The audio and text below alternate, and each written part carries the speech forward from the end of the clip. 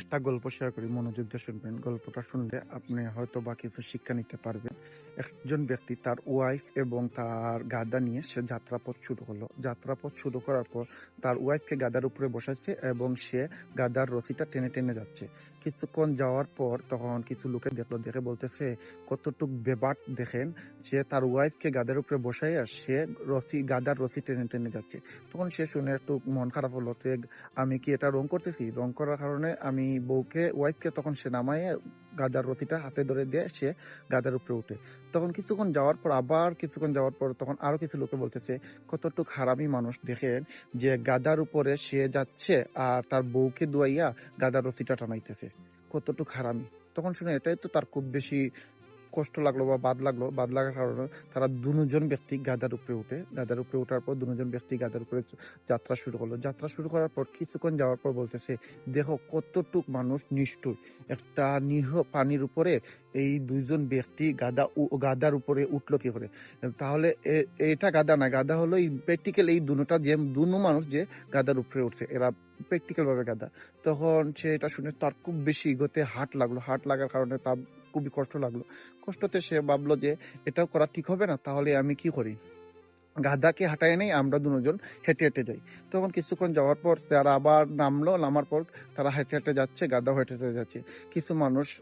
কিছুক্ষণ পর মানুষে বলতেছে, দেখো কতটুক বেবাট, কতটুক উদ্ভট মানুষ, তার বুদ্ধি জ্ঞান বলতে কোনো কিছু নাই। কিন্তু কিছু না থাকার কারণে সে কি করতেছে, গাধাকে হাঁটায় নিতেছে এবং তার বউকেও হাঁটায় নিতেছে, এবং কতটুক বেদিশা মানুষ।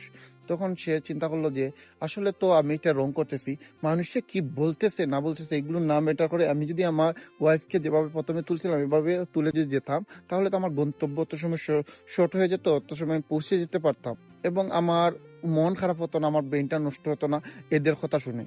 আমি আমার মনে যা চাই তা করাটা সবচেয়ে উত্তম হচ্ছিল।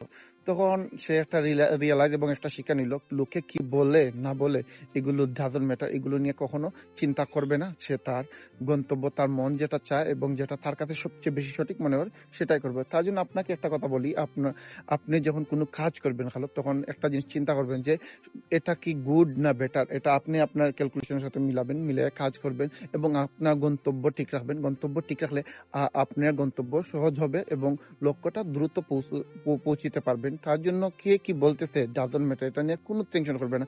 আমি যে কোনো সময় আমি একটা কাজ করি, কে কি বলতেছে তা না বলতেছে এগুলো নিয়ে আমি টেনশন করি না।